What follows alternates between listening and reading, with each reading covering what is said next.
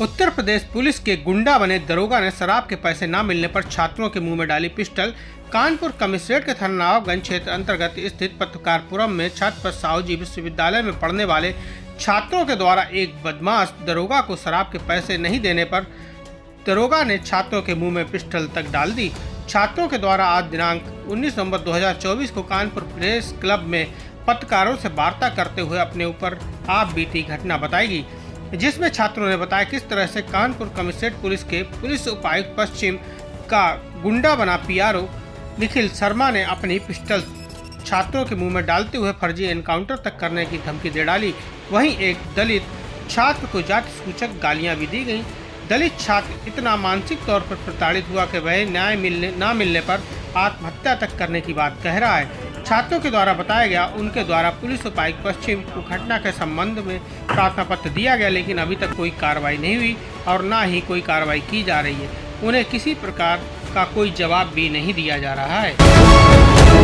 आपका भैया? मेरा नाम सचिन चंद्रा है, मैं झांसी का निवासी हूँ।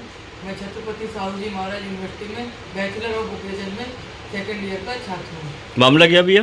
मामला 26 अक्टूबर की रात में 11:15 बजे डीसीपी पश्चिम के पीआरओ निखिल शर्मा ने मेरे कमरे में घुस के मुझे और मेरे रूममेट को मारा। और किस वजह से मारा, क्यों मारा? उनका कहना था कि तुमने मेरी कुंडी खटखटाई है, इस बात के लिए उन्होंने हमको मारा। वो अपने 9 से 10 साथियों के साथ आए थे, उसमें 2 या 3 स्टार थे, 3 नॉर्मल पुलिस वाले वर्दी में थे और 3-4 लोग सादा ड्रेस में थे। उसके बाद उन्होंने मारने के बाद वो अपने निखिल शर्मा सिविल में थे और उन्होंने हम पे पिस्टल तानी और पिस्टल तानने के बाद उन्होंने कहा कि कानपुर में एनकाउंटर आम बात है, अगर दोबारा कुछ इस तरीके की हरकत की तो तुम्हें हम मार देंगे। नहीं तो किसी से मारपीट भी करी? मुझसे मारपीट की और कुणाल से मारा, हमें और कुणाल दोनों को मारा। तो आप लोग के चोटें आई? कोई चोटें आई थी, हमने 100 नंबर डायल किया था उस रात में जी। 100 नंबर से हमको नवाबगंज थाना ले जाया गया। नवाबगंज थाना हमको मेडिकल के लिए हेलिट ले जाया गया। हेलिट में हमारी मेडिकल की गई और मेडिकल में चोटें साफ दिखाई दी हैं। उसके तो बावजूद आपने संबंधित थाने में प्रार्थना पत्र नहीं दिया? संबंधित थाने में प्रार्थना पत्र दिया, सुनवाई नहीं की गई। उसके बाद हम 29 तारीख को कमिश्नरेट ऑफिस गए, वहाँ पे हम डीसीपी पश्चिम के पास एप्लीकेशन लेके गए। उस एप्लीकेशन को उन्होंने एसीपी कर्नल साहब को हमारा केस दिया 29 अक्टूबर को, और 29 अक्टूबर से किसी भी तरीके की कार्रवाई नहीं की गई है। पुलिस प्रशासन के पास मांग करने जाते हैं साहब हमारे केस का क्या हुआ, तो उनका सिर्फ कहना होता है कि जाँच चल रही है। ऐसी कैसी जाँच? जहाँ मैं रहता था वहाँ 4 से 5 CCTV कैमरे लगे हैं, तो वो CCTV कैमरे पुलिस को निकलवाने चाहिए थे, क्योंकि उसमें रिकॉर्डिंग थी। उस रिकॉर्डिंग में साफ साफ नज़र आता कि 9 से 10 पुलिस वाले किस लिए आते हैं।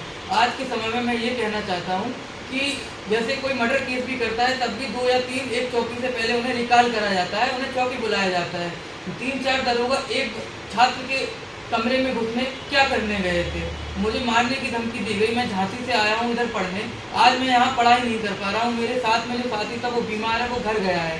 मेरे पास रुकने का कोई सहारा नहीं था, तब मुझे मेरे बॉस ने, जिनके पास मैं काम करता हूँ, तो उन्होंने मुझे रुकने का जरिया दिया। अगर मेरे पास कोई जगह नहीं होती तो मैं कहाँ रुकता? प्रशासन मेरी कोई मदद नहीं की जा रही है। अगर प्रशासन हम किसी से अगर कुछ फरियाद करने जाते हैं तो हम प्रशासन के पास जाते हैं। अगर प्रशासन इस तरीके की गलती करेगा तो हम किसके पास जाएंगे? उच्च अधिकारियों से आपने शिकायत करी? अपने अधिकारी डीसीपी पश्चिम से हमने शिकायत की थी। उन्होंने कहा था 1 हफ्ते में हम आपकी जांच का बताएंगे, और 1 हफ्ते से आज हमारा लगभग 20 दिन हो गया है। 20 दिन से कोई भी सुनवाई नहीं की जा रही है। हम एसीपी कर्नलगंज के ऑफिस जाते हैं, एसीपी साहब हमसे मिलते नहीं हैं। मुंशी जी कहते हैं एसीपी साहब से मिलो, और एसीपी साहब हमें बाहर खड़ा कर देते हैं और हमसे कोई मुलाकात ही नहीं होती है। 2-2, 3-3 घंटे वहाँ बैठे रहें, जब तक कोई सोर्स सिफारिश नहीं करेगा तब तक कोई मुलाकात ही नहीं करता है। ये हम पुलिस प्रशासन देख रहे हैं। उसके बाद कोई धमकी या डराना उकसाना इस घटना के बाद? किसी का कोई फ़ोन ही नहीं आया, ना कोई हमें थाने से फ़ोन आया। हमने IGRS किया है, IGRS की भी कोई जांच नहीं है, ना हमारे पास पुलिस की कोई जांच है। बस मैं एक छात्र ऐसे बैठा हूँ आपके सामने आज।